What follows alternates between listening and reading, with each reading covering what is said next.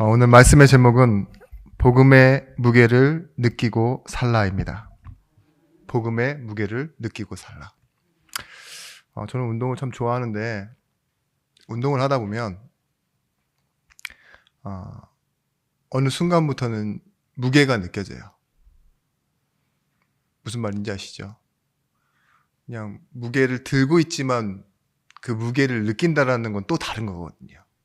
운동을 잘하는 사람들은 특히 이제 무게를 가지고 하는 웨이트 트레이닝 같은 경우에는 무게를 잘 느껴야 돼요. 이상한 부위로 무게가 가면 안 되고 내가 그 무게를 온전히 잘 느끼는 거. 근데 갑론을박이 있고 여러 가지 이렇게 운동하는 방식의 차이가 있지만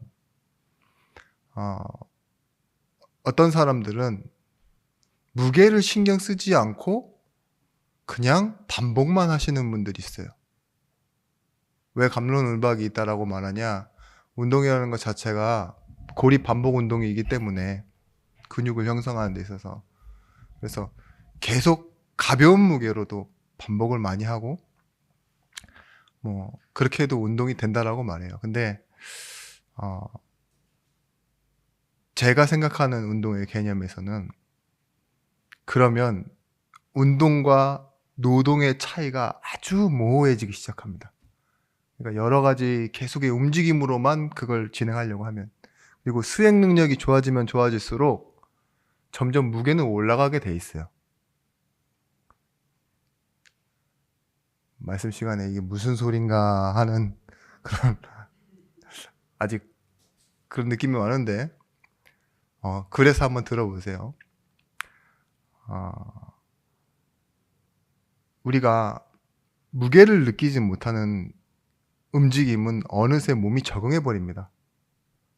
그리고 그걸 익숙해져 가면서 점점 쉬워지기 시작해요. 처음에 일 시작할 때 분주하고 정신없고 막 바쁘죠. 그런데 어느 순간 막 마음에 여유도 없다 막 말할 정도로 이렇게 일에 시간에 몰두하던 어떤 사람이요, 한 1, 2년 하다 보고 한 10년 해보세요. 그렇게 생각할 것들이 많았던 것들이 뭐예요?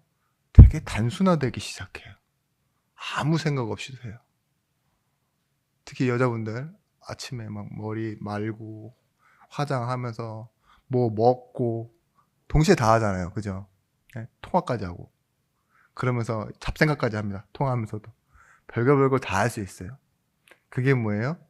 제가 볼 때는 별로 무게 없이도 할 수 있는 거.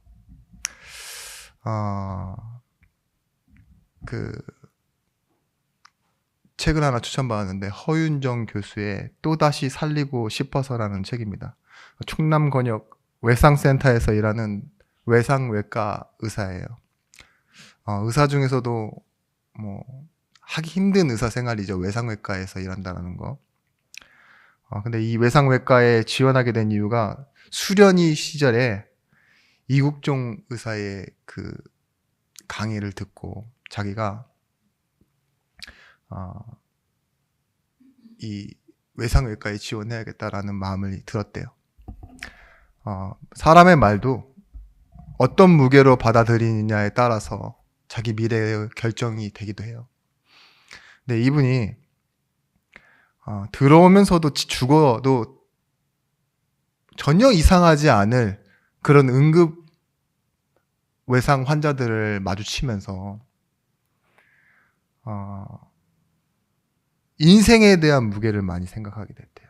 삶에 대한 무게. 그리고 특히 외상외과에서는, 성형외과에서는 없는 일들이 많이 일어납니다. 이분이 아주 자주 자기의 입으로 사망 선고를 해야 돼요. 몇 날 몇 시 사망하셨습니다. 살려야 되는 사람을 그렇게 많은 수술을 해놓고 늘 죽어가며 살려달라고 하거나 아니면 말도 못하는 그 환자를 살려내잖아요. 사망 선고 때보다도 더 힘든 건 살려놓은 사람이, 자살 시도했던 사람 중에 자기를 왜 살려냈냐고 네가 뭔데라고 손가락질하고 소리 지를 때 굉장히 슬프대요. 근데 그때마다 이 허인정 교수, 의사가 이렇게 얘기를 했대요.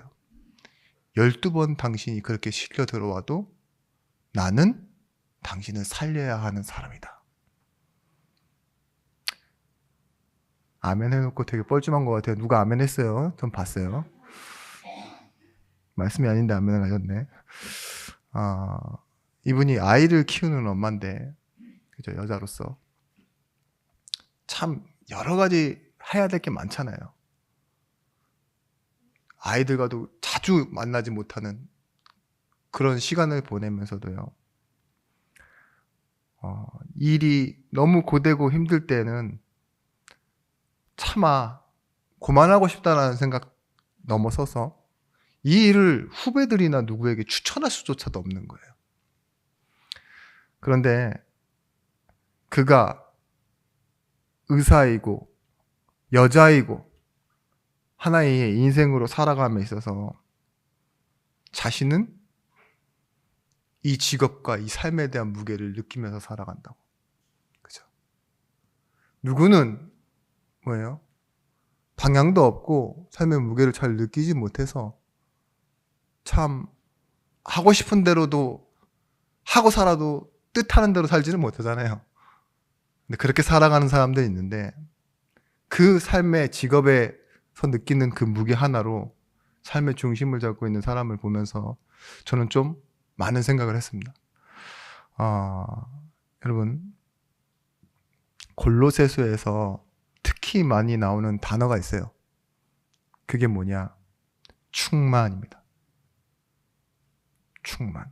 가득 채워졌다 이 소리죠. 그래서 우리 첫 번째 기억해야 될 것이 무엇이냐? 하나님의 무게입니다. 하나님의 무게는 온 세상을 채우신 충만입니다. 당시 복음을 회방하던 사람들, 저희 골로새 교회에 들어와 있던 영지주의자들이 특히 많이 쓰던 단어가 무엇이냐? 플레그마라는 단어, 충만이라는 단어예요. 근데 그 충만을 가지고 골로새 교회를 흔들고 있을 때 바울은 또 다른 충만을 얘기하기 시작했어요. 그 단어를 사용해서 예수 그리스도의 충만을 얘기하기 시작한 겁니다. 하나님의 영광을 가진 예수라고 설명했어요. 이 영지주의자들이 하나님의 영광을 가진 예수이기 때문에 그 영광으로 충만하게 된 것이라고 그렇게 설명을 하면서요. 뭘 나누기 시작했냐? 언뜻 들어보면 맞는 말이에요. 하나님의 영광이 충만하게 그리스도에게, 예수에게 비춰졌기 때문에 예수가 그리스도가 될 수 있었다 라고 얘기를 하는데, 그때부터 생기는 문제가 무엇이냐?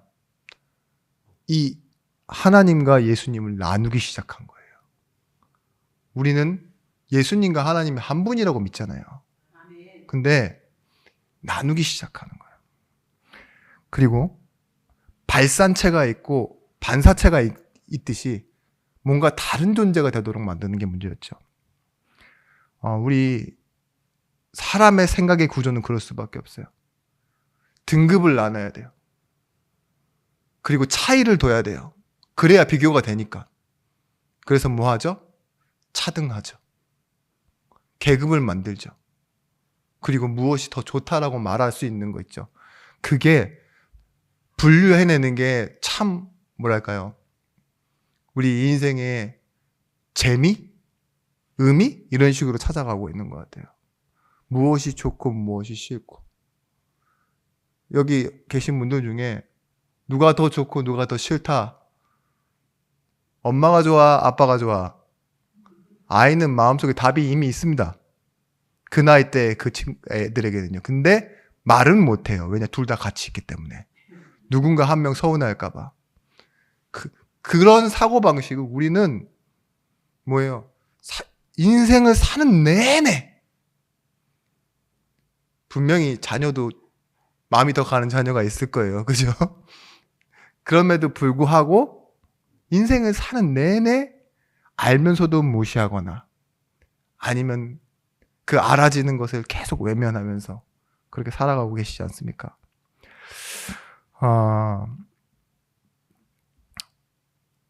이 골로새 교회에 들어온 이 영주주의자들이요, 영으로만 존재하는 온전한 신이 있는데 그 밑에 하위 신들이 있다라고 생각했어요. 그 그리스 신화에 나오는 30 인에 들어가는 에온이라는 신, 그죠? 거기에 예수도 포함된다는 식으로 골로새 교회에 들어온 거예요. 그러니까 어떻게 했습니까? 예수님을 믿긴 믿는데 다른 신처럼 믿기 시작한 거죠. 감각적으로 느껴지는 대로 믿기 시작한 거예요. 그러니까 이 영주주의자들이 하는 말이 뭐예요? 영이 가장 중요하다. 그래서 하나님을 믿어야 된다. 옳은 말 하는 것처럼 말하면서 예수 그리스도의 신성을 부인하는 데까지 가게 된 겁니다. 여러분, 여기서 말씀드리고 싶은 건 충만이라는 말은 복음이면 충분하다는 소리입니다. 예수 그리스도의 육체에 무엇이 있다? 신성과 하나님의 모든 것이 다 있다. 골로새서 2장 2절 말씀 나중에 가서만 보시겠지만, 이는 그들로 마음의 위안을 받고 사랑 안에서 연합하여 확실한 이해의 모든 풍성함과 하나님의 비밀인 그리스도를 깨닫게 하려 함이니 그 안에 모든 지식과 지혜와 보화가 감추어져 있느니라. 골로새서에서만 특히 많이 나오는 표현이에요. 충만과 그 안에 모든 것이 다 있다. 부족하지 않다. 하나님이요, 태초에 무엇으로? 말씀으로 세상을 창조하였습니다. 그죠? 말씀이 있었는데 그 말씀이 그대로 되니라 했어요. 말씀하시니. 뭐라고 하죠? 요한복음 1장 1절 말씀에 태초에 말씀이 계시니라. 이 말씀이 하나님과 함께 계셨으니 이 말씀은 곧 하나님이시니라. 말씀이 하나님이세요. 이 언약으로 약속하였던 이 예수님이 말씀이 육신되어 우리 가운데 거하심에, 또 뭐라 했죠? 말씀으로 만물을 붙잡고 계시고 그 말씀으로 만물을 주관하시는 예수께서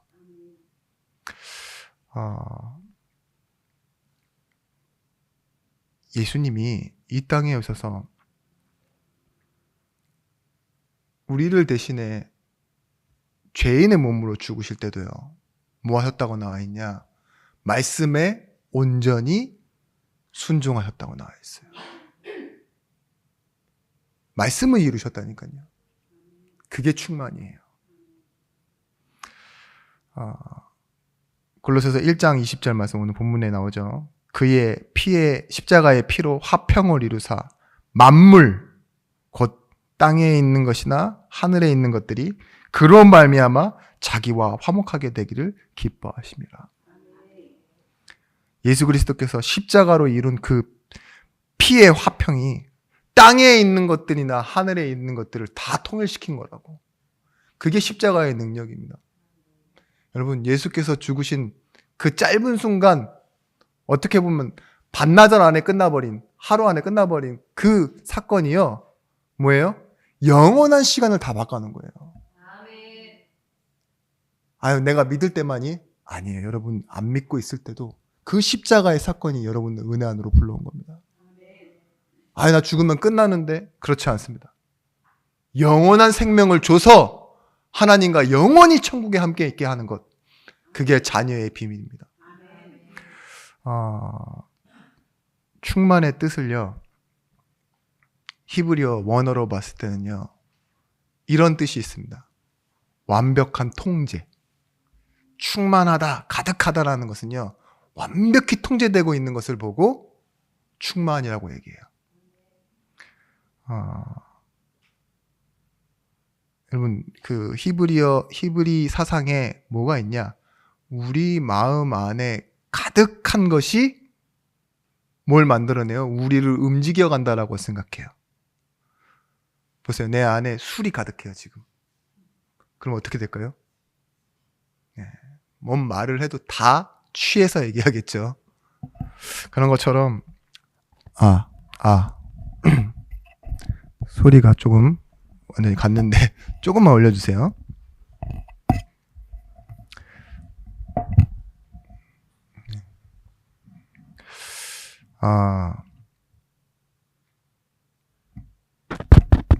네.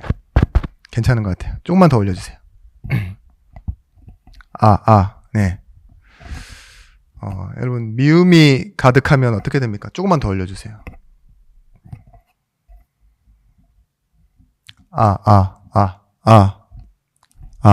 네. 왜냐면 소리가 잘 안 나면 제가 계속 힘을 주지 않아야 되는 데서 액센트를 계속 주고 있더라고요. 이게 높낮이가 없으면 설교가 굉장히 애매합니다. 소리만 지르다가 끝나기 때문에.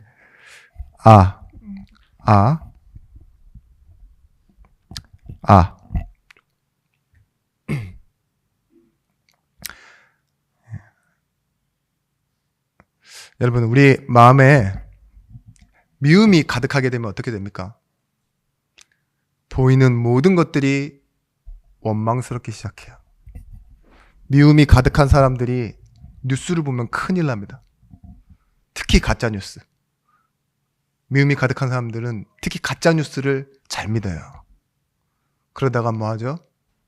어느 날 자는데 꿈속에서 요단강을 건너신 분이 나를 부르기 시작합니다. 인생이 혼란해진다니까요. 미움이 가득한 사람들이 올바른 생각을 하는 걸 본 적이 별로 없어요. 사람을 용서해내거나 뭔가 새로운 걸 만들어내거나, 미움이 가득하고 분노가 가득하다, 뭐가 되죠? 통제력을 잃어버리기 시작합니다. 네.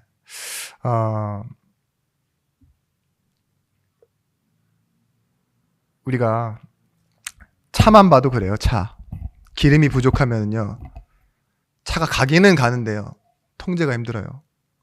방향이 안 잡힌다고요. 어디로 가야 돼요? 방향을 주유소 쪽으로 향해야 돼요. 무조건. 그죠? 우리 인생도 그래요. 인생이 행복이 없거나 인생에 계속되는 결핍이 있으면요, 비어있다면, 무게를 느끼지 못하고 비어있다면 뭔가 우리가 필요한 쪽으로 가게 돼 있어요. 경제가 힘들다, 뭐 계속 돈 관련된 일, 사람 관련된 일, 그런 쪽으로 가잖아요. 그죠? 뭔가 조금 나를 칭찬 많이 해주는 사람, 그런 거에 내가 자꾸 내 마음이 끌린다. 여러분들은 상처도 많고 참 나도 모르게 이 자존감이 낮은 거예요. 뭔가 칭찬해주니까 기분이 좋아서 더 들떠서 잘한다. 그런 분들이 직분 받으면 참 위험해요. 오늘 골로새서 2장 9절 말씀에 그 안에 신성의 모든 충만이 육체로 거하시고, 하나님의 모든 신성이 어디에 들어가 있다고요? 예수께 들어가 있다고요. 얼마만큼 완전하고 충만하냐? 우리 인생에 있는 모든 영적인 문제를 끝내고 영원한 시간과 영원한 생명을 주실 수 있을 만큼 충만하신 분입니다. 에베소서 1장 20절에서부터 23절 말씀. 그의 능력이 그리스도 안에서 역사하사 죽은 자들 가운데서 다시 살리시고 하늘에서 자기 오른편에 앉히사 모든 통치와 권세와 능력과 주권과 이 세상뿐 아니라 오는 세상에 일컫는 모든 이름 위에 뛰어나게 하시고, 또 만물을 그의 발 아래 복종하게 하시고 그를 만물 위의 교회의 머리로 삼으셨느니라. 만물 위의 교회의 머리. 모든 통치와 권세와 능력과 주권과 이 세상뿐 아니라 오는 세상에 일컫는 모든 이름 위에 뛰어난 이름. 이걸 지난주 말씀에 뭐라 했죠? 예수님은 하나님의 아이콘이라고요. 예수님은 그냥 특전 버튼처럼 한 분인 것처럼 보이는데, 예수를 누르는 순간 예수 안에 하나님의 모든 것이 다 채워져 있는 거예요. 예수 아니면 뭐예요? 하나님을 알 수가 없어요. 그래서 뭐라 했습니까? 지난주 말씀에 예수는 최고 승리의 자리에 계시다고. 에베소 1장 23절 말씀. 교회는 그의 몸이니 만물 안에서 만물을 충만하게 하시는 이의 충만함이니라. 뭐라고요? 예수는 온 세상 만물을 채우시는 충만하신 분이다. 그 복음의 무게를 아시기 바랍니다.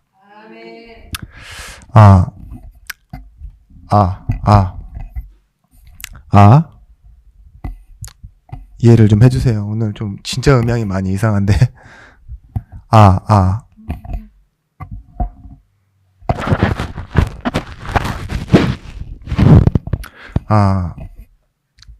두 번째입니다. 사랑의 무게는 그리스도를 주신 하나님의 마음입니다.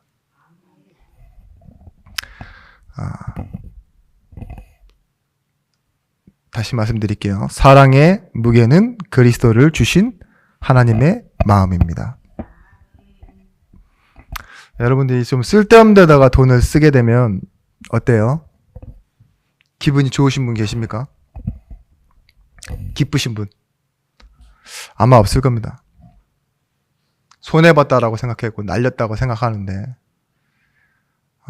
하나님은 자신의 아들의 생명을 우리에게 주시면서요. 그죠? 기뻐하셨다고 말합니다. 그게 하나님의 사랑이에요. 돈 쓰는 게 아니에요. 내가 이제까지 모았던 거 한 번에 싹 밀어넣는다. 뭐 그런 개념도 아니에요. 뭐라고요? 자신의 아들의 생명을 죄인을 위해 주시면서도 뭐예요? 아끼지 않고 기뻐하셨대요. 여러분, 하나님의 의지가 십자가입니다. 십자가란 뭐냐? 그 무엇에도 포기하지 않는 하나님의 사랑. 이를 십자가라고 합니다.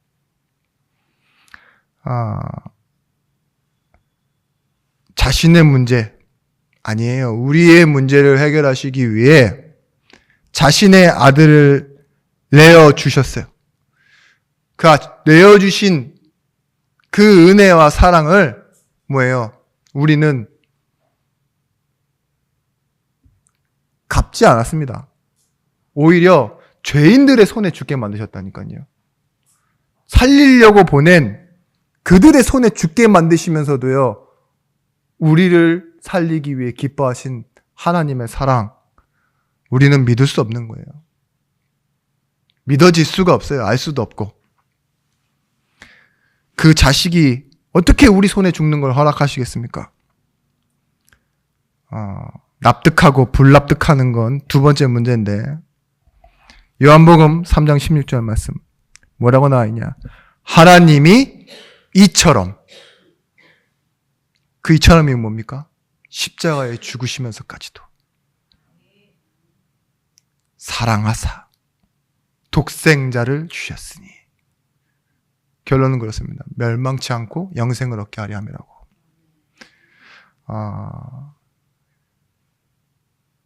고린도전서 13장에 보시면 사랑장에 나오죠. 하나님의 사랑, 그리고 우리가 가진 사랑은 무엇이냐? 하나님의 사랑이기 때문에 모든 것을 믿으며, 모든 것을 바라며, 모든 것을 참으며, 모든 것을 견디느니라. 여러분, 사랑에 대한 요약을 말씀드리면 이렇습니다. 내가 아니라 내 안에 사랑을 가지신 예수께서 사시는 거예요. 내가 누군가를 어떻게 사랑합니까? 나도 나를 사랑하지 않는데. 그죠? 하나님의 형상이 원래 나를 사랑하는 자로 만들어 놓으셨고, 그죠? 그리고 그 하나님의 사랑을 알도록 내 안에서 뭐예요? 사시고 그 생명을 알아가게 하시는 겁니다. 지난주에도 말씀드렸지만 우리가 뭐 변화하려고 그러면 변화됩니까? 믿으려고 해도 믿어지지도 않고, 잘 믿고 있는다고 해도 우리 삶의 변화는 별로 없어요. 근데 우리의 변화는 기준이 아니에요. 예수의 생명의 빛이 내 안에 비춰진 겁니다. 이 생명력 있는 나무나 식물이 아무리 품종이 좋고 잘 살아도요, 빛이 없으면 죽는 거잖아요. 그죠? 그리고 영양분이 없으면 죽는 것처럼요, 우리의 능력으로 사는 게 아니에요. 배경 대신 하나님의 나라, 그 안에 사는 겁니다. 생명 대신 예수 그리스도의 빛으로 우리가 살아가는 것입니다. 그래서요, 바울이 그 사랑이 이루어진 자기의 인생을 두고 이렇게 고백합니다. 내가 그리스도와 함께 십자가에 못 박혔나니 그런즉 이제는 내가 사는 것이 아니요 오직 내 안에 그리스도께서 사시는 것이라. 이제 내가 육체 가운데 사는 것은 나를 사랑하사 나를 위하여 자기 자신을 버리신 하나님의 아들을 믿는 믿음 안에서 사는 것이라. 이 말이 무엇이냐? 오늘 말씀의 흐름으로 봤을 때 그거예요. 내가 살아서 겪은 내 삶의 무게로 살지 않습니다. 이거예요. 어떻게 사셨습니까? 그 무게가 있죠, 인생에. 내가 배우고 경험한 그 지식의 무게가 있다니까요. 무시할 수 없는. 근데 그것으로 살지 않겠습니다. 잘못을 했어요. 전과가 있어요. 그러면 뭐예요? 그 꼬리표를 달고 늘 일평생 죄인으로 살아야겠습니까? 아니면 내가 어디에 합격을 하고 좋은 직업을 갖고 뭔가 내가 아주 영광스러운 그런 일을 했어요. 우리 권사님 미스 코리아 출신이야. 그러면 그 무게로 살아야 될까요? 무게가 많이 나가시는 분도 있어요, 물론. 몸무게. 근데 그런 거 말고 몸이 무거우면 좀 그 무게를 못 이겨 살죠. 근데 나를 위해 자기 아들을 내어주신 그 아들을 믿는 믿음 안에서 산다. 바울의 고백입니다. 십자가는요, 죽음의 무게를 이겨내신 거예요. 영원한 죽음을 끝내신 그 십자가. 생명의 무게입니다. 다시 살리신 그 부활의 능력, 그 모든 것이 어디에 있어요? 하나님의 사랑 안에 포함되어져 있는 겁니다. 여러분, 골로새서 1장 9절 말씀. 아버지께서는 모든 충만으로 예수 안에 거하게 하시고. 하나님 아버지가 예수 안에 모든 충만으로 거하고 계신다 이거예요. 그래서 예수만 믿으면 된다라는 걸 바울은 얘기하고 있어요. 예수 안에 하나님의 모든 무게가 담겼다. 그 사랑의 무게가 담겼다. 이렇게 설명하고 있는 거죠. 여러분,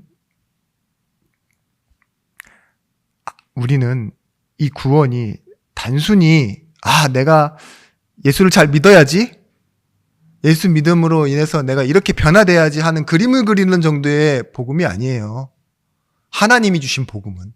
여러분은 늘 어떻게 생각하고 계신지 모르겠지만 나 오늘 교회 나왔다, 예배한다, 이 정도가 아니라니까요. 아들의 죽음이라는 베이스 위에서 우리에게 지금도 일하시고, 그죠? 그 시작 때문에 뭐라고 얘기합니까? 아들을 내어주신 이가 그 어찌 작은 것 하나, 네가 필요한 것 하나 주시지 않겠느냐. 하나님 모든 것 알고 계신다. 공중나는 새도 모든 것도 다스리신다. 근데 아들에게 있어야 될 것을 알지 못하겠느냐. 너는 자녀다. 이렇게 얘기하고 계시지 않습니까? 여러분, 제가 이 무게가 이제 진짜 느껴질 때가 있어요. 마음이 무거워진다라고 할 때 마음의 무게가 실제 느껴져요. 여러분, 자녀가 우는 거 보였어요? 혹시 부모님이 우는 거 보였죠? 뭐 어떻게 돼요? 막 기뻐요? 마음이 갑자기 무거워지기 시작한다니까? 늘 하던 게 재미가 별로 없어져요. 뭐 화를 내고 나서 마음이 가벼워지시는 분들은 좀 약간 저한테 오세요. 저랑 같이 산기도를 좀 하셔야 될 것 같아요. 화를 내고 마음이 가벼워지시는 분들 간혹 보이더라고요. 아니에요. 무거워져야 돼요. 내가 왜 이런가. 그죠? 권사님 어떤 얘기를 듣고 안 좋은 얘기를 듣고 그러면 저 마음 되게 무거워져요. 마음이 그때 무게가 느껴져요. 한 임금이 신하에게 질문했습니다. 부모의 죽음을 본 자녀의 마음이 더 슬프겠느냐?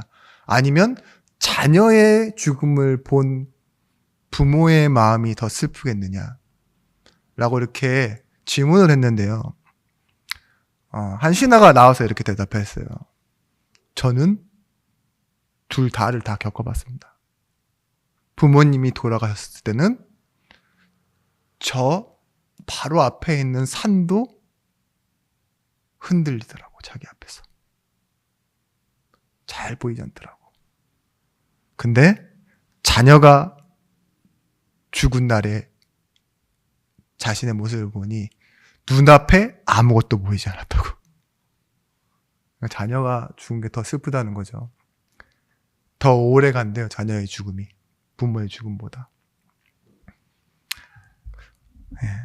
하나님의 메시지가 도착했네요. 네. 여러분, 응답 받았다라는 걸 무엇으로 생각하십니까? 내 일이 조금 잘 되고 내가 필요한 것이 생긴 것이 응답은 절대 아닙니다.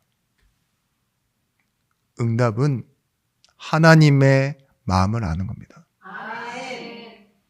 말씀 들었죠? 삶을 살아가요. 근데 그 가운데서 하나님의 마음이 뭔지 이해되어지는 게 응답이에요. 일이 잘 됐다, 일이 안 됐다, 여기서도요, 하나님의 마음, 메시지, 그리고 내 인생을 향한 하나님의 계획과 그 마음이 알아질 때요. 여러분, 그걸 보고 응답받았다고 말하는 거예요.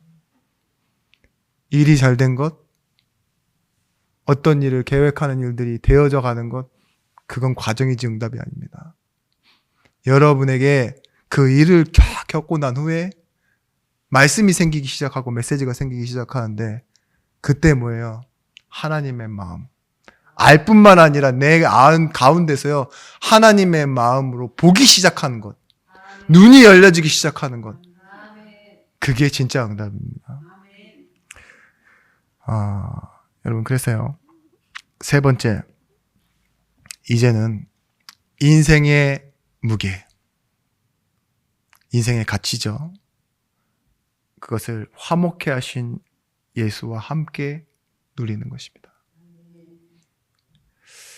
골로새서 1장 22절 23절 말씀에 이는 그의 육체의 죽음으로 말미암아 화목하게 하사 너희를 거룩하고 흠없고 책망할 것이 없는 자로 그 앞에 세우고자 하셨으니 만일 너희가 믿음에 거하고 터 위에 굳게 서서 너희가 들은 바 복음의 소망에서 흔들리지 아니하면 그리하리라. 이 복음은 천하 만민에게 전파된 바요 나 바울은 이 복음의 일꾼이 되었노라. 아멘. 여러분, 거룩이라는 말은 추상명사가 아닙니다. 거룩. 흠이 없고 책망할 것이 없다.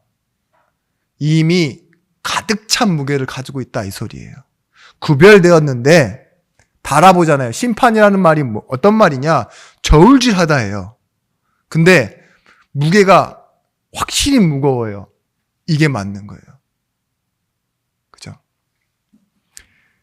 이 책망할 것이 없다, 이런 말들이 어디서 똑같이 나오느냐?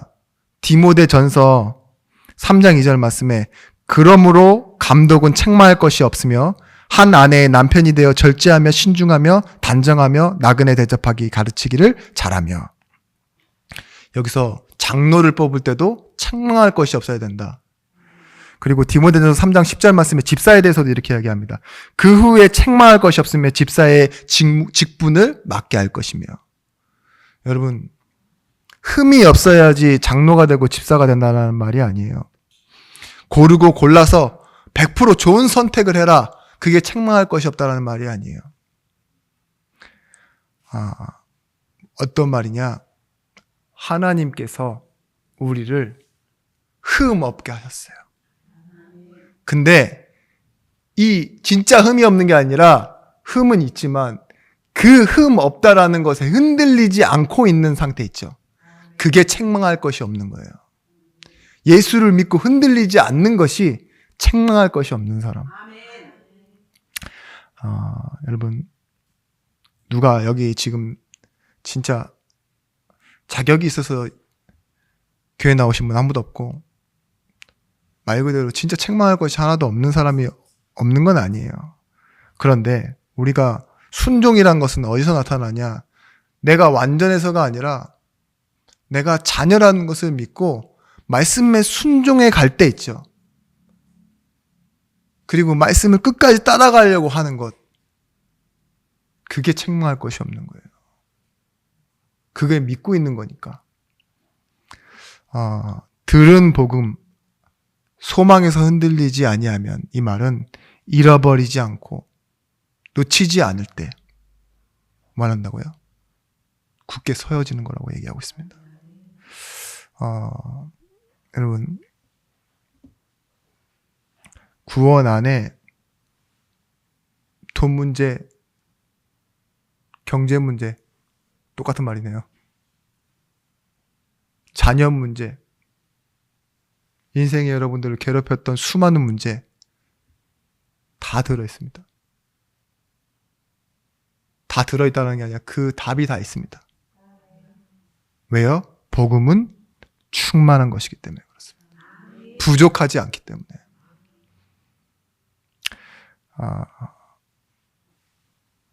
우리가 여기서 사제의 확신을 가져야 돼요. 사제의 확신이란 뭐냐? 부족하지 않다라는 결론. 예수 그리스도께서 해결하신 그 인생의 영원한 문제, 그죠? 그 십자가의 피로 말미암아 나의 모든 것은 끝났다. 근데 그 끝난 게 뭐예요? 완전히 그냥 내가 잊어버려도 될 만큼 끝난 것, 그런 느낌이 아니라 하나님과 나와의 관계가 문제가 없다 이거예요. 그죠? 그게 회복되어져 있기 때문에 하나님은 오늘도 나와 함께 하신다. 요한복음 8장 11절 말씀에 대답하되 주여 없나이다. 예수께서 이르시되 나도 너를 정죄하지 아니하노니. 이 대사가 나오는, 이 구절이 나오는 부분이 어디예요? 가늠한 여인이 현장에서 붙잡혔어요. 그죠? 그래서 돌에 맞기 직전에 예수께서 구해내신 겁니다. 근데 여기서 뭐라고 말하냐? 진짜 죄가 없는 게 아니라 죄가 있는 사람한테 지금 얘기하고 있는 거예요. 나도 너를 정죄하지 아니하노니 가라. 그리고 가서 다시는 죄를 범하지 말라 하시니라. 보십시오. 복음은 정죄함이 없는 겁니다. 죄가 없어서 죄를 정죄하지 않는 것이 아니라 정죄함을 넘어서는 거예요. 제가 너무 좋아하는 말씀인데 고린도전서 4장 3절 말씀에 바울이 얼마나 자신을 의심하고 자신을 틀리게 평가하고 자신을 무시하기까지 하고 조롱하는 많은 원수가 아니에요. 자기 편에 있었던 사람들, 특히 교인들, 제자들에게 뭐예요? 좋은 말을 못 듣잖아요. 그죠? 근데 바울이 그때 하는 말이에요. 고린도전서 4장 3절 말씀. 너희에게나 다른 사람에게 판단받는 것이 내게는 매우 작은 일이라. 나도 나를 판단하지 아니하노니. 뭐예요? 이 자존감이 아닙니다. 이런 인생의 무게를 가지려면요. 사람이 하는 말? 괜찮다. 나에겐 작은 일이다. 근데 더 어려운 거. 나도 나를 판단하지 않는다. 뭘 믿기 때문이죠? 하나님의 인정하심을 믿는 거예요. 결국 하나님의 믿음, 피스티스를 믿는 겁니다. 의. 하나님과의 나의 관계 속에서 하나님의 일하심과 나를 부르심과 나를 보내심과 나와 함께 하시고 하나님의 계획하신 일을 이루시는 성취를 믿는 겁니다. 의는 뭡니까? 의. 복음의 의. 능력이 나타나는 의. 믿음에서 믿음으로 하나님으로부터 오는 발원지의 시작이 하나님이라고요. 근데 뭐예요? 의의 진정한 의미. 내가 그것을 비록 놓치고 상실하고 잃어버릴지라도요. 하나님은 우리에게 의무와 책임을 다 하고 계신다. 그죠? 그게 하나님의 의입니다. 그래서 의인은 믿음으로 말미암아 산다.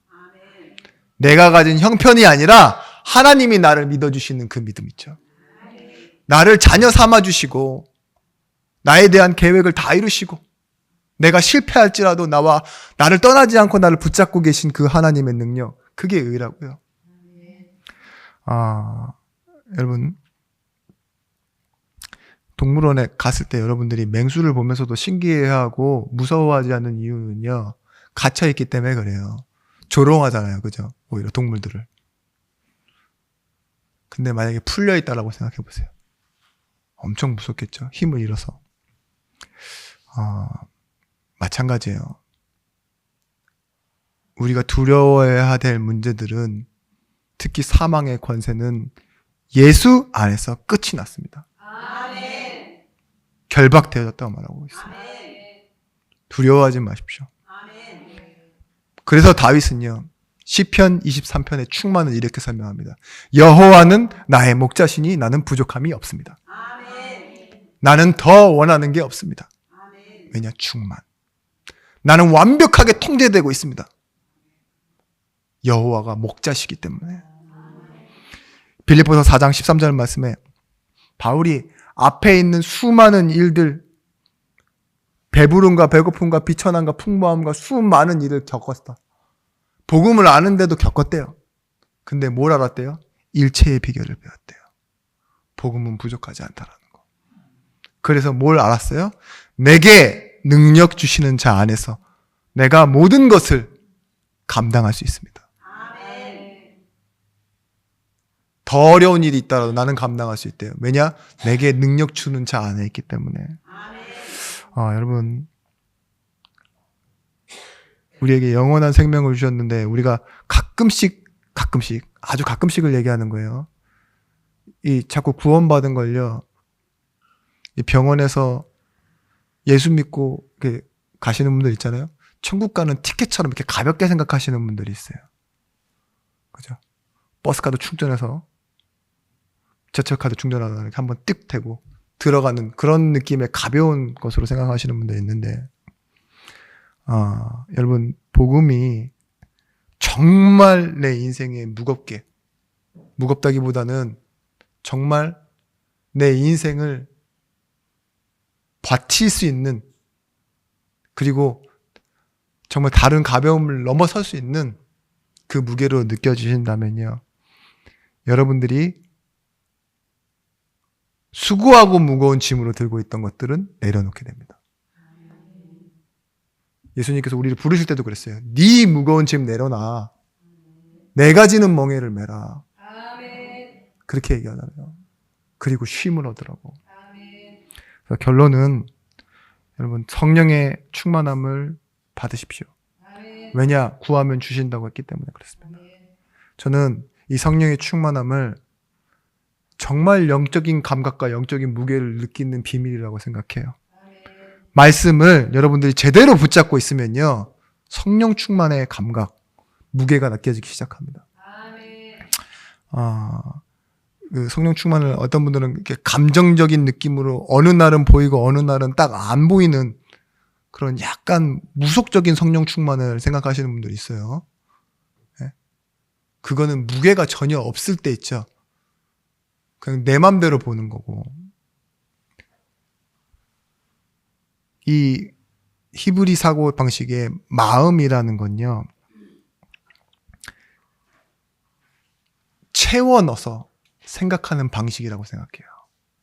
그러니까 성경에 있는 이 마음이라는 부분은 그렇게 나와요. 마음 안에서 지혜가 나오고 마음 안에서 생각이 나온다. 이렇게 보는데요. 마음에 어떤 지식과 정보가 들어가느냐에 따라 거기에 생성되어지는 게 다르다 이거죠. 열매. 여러분, 하나님의 말씀을 우리 마음과 생각 계속 집어넣다 보면요, 거기서요 다른 게 나오기 시작합니다. 근데요, 말씀 자체에 능력이 있다라고 말해요. 하나님의 말씀은 살았고 능력이 있는데 그 말씀이 여러분들이 안 믿고 무덤덤하게 듣고 있는데도 불구하고 들어가죠? 그러면 마음이 바뀌어요. 그래서 성경에 뭐라고 말하고 있습니까? 사람이 마음으로 믿어 의에 이르고 입으로 시인하여 구원에 이르느니라. 그러므로 믿음은 들음에서 나며 들음은 그리스도의 말씀으로 말미암았느니라. 여러분, 성령 충만을 받기 위해서는요, 말씀을 내 인생에 채우셔야 됩니다. 그리스도 안에 살아간다라는 것, 그것은 뭐냐? 인생을 버텨낼 무게를 갖는다라는 거예요. 이 히브리서에도 나오지만 그리스도는 이 인생의 닷이라 그랬어요. 닷. 이 배가 정박해 있는데 보이지는 않지만 뭐예요? 항구에 닻을 내리고 있다니까요. 전부 다. 태풍이 와도 뭐예요? 이 휩쓸려 가지 않는 이유가 뭘까요? 그 닻이 이 바닥에 닿아서 그 배를 지탱하고 있는 거잖아요. 여러분, 세상은 진영 싸움입니다. 진영 논리라고 하죠. 어느 편에 섰냐, 내가 무슨 입장을 가졌느냐가 결국은 내가 보는 거고 내가 가야 할 방향이라는 거예요. 어둠의 건세자의 손에 있던 우리를 하나님의 피로 값주고 사신 그 십자가와 그로 약속하신 언약에 우리를 놓으셨습니다. 여러분, 어느 편에 서시겠습니까? 당연히 물어볼 필요도 없죠. 근데요, 우리는 전부 입장 싸움이고 내가 발을 어디다 딛고 서 있느냐 하는 그 진영 싸움인데, 다른 사람을 알지 못하는 비밀이 있습니다. 그 우리가 닻을 내린 비밀. 영원한 하나님의 나라. 그 가운데 내 능력이 아닌 보좌 가운데서 일하시는 하나님의 능력과 배경으로 여러분의 인생의 무게는 채워져 있습니다. 복음을 누리는 증인이 되시길 바랍니다. 여러분으로 인하여 우리 교회가 이 무게를 감당해낼 것입니다. 여러분의 가정이 이 영적인 재앙과 저주 속에서 그 그리스도의 빛으로 살아나게 될 것입니다. 기도하겠습니다. 하나님, 오늘도 우리가 말씀을 받았습니다. 복음의 비밀을 누리는 증인들이 되어지게 하여 주옵소서. 성령 충만함의 능력을 가지는 증인들이 되어지게 하여 주옵소서. 예수 그리스도 이름으로 기도드렸습니다. 아멘.